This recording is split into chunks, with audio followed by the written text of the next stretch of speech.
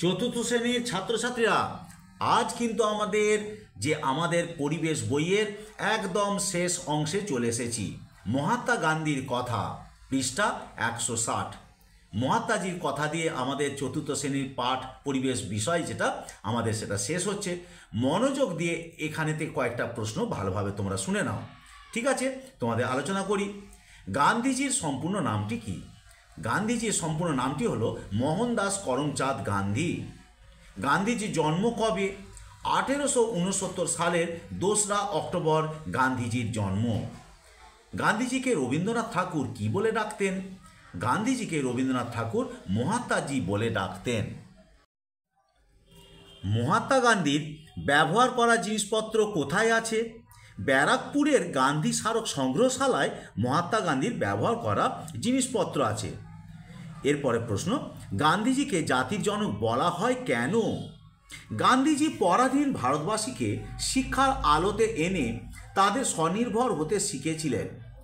দেশের সমস্ত মানুষ সব ভেদাভেদ ভুলে মিলেমিশে থাকুক, তাই তিনি চেয়েছিলেন। দেশের মানুষজনকে নিয়ে ইংরেজদের বিরুদ্ধে লড়াই করেছিলেন অহিংস নীতিতে আদর্শ করে। গান্ধীজিকে জাতির জনক বলা হয় কেন?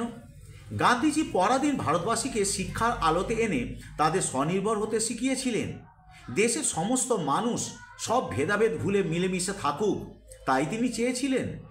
দেশের মানুষজনকে নিয়ে ইংরেজদের বিরুদ্ধে লড়াই করেছিলেন অহিংস নীতিকে আদর্শ করে।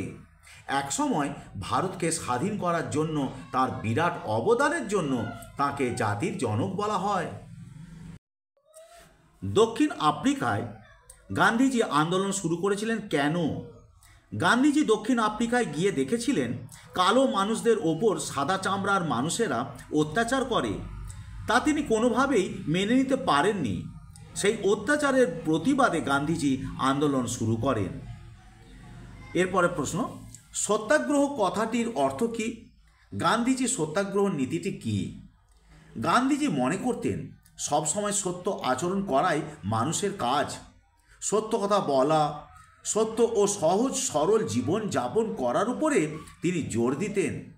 সবসময় সত্যের জন্য আগ্রহ বা উৎসাহ থেকেই সত্যাগ্রহ কথাটি এসেছে। তাহলে আমার ছাত্রছাত্রী বন্ধুরা, তোমরা মনোযোগ দিয়ে এগুলি শুনবে, একবার নয়, দুবার নয়, বারবার শুনবে। অবশ্যই তোমরা এর ফলাফল পাবে, কারণ এই শিক্ষা থেকে উঁচু ক্লাসে তোমাদের যে পড়াশোনার ধারা বা গতি, তা অবশ্যই এ থেকে সুবিধা তোমরা পাবে। আজকে এই পর্যন্ত বলে তোমরা ভালোভাবে পড়াশোনা করো, তোমাদের উন্নতি হোক এই জানিয়ে আমি আজকের বিষয় আলোচনা শেষ করলাম।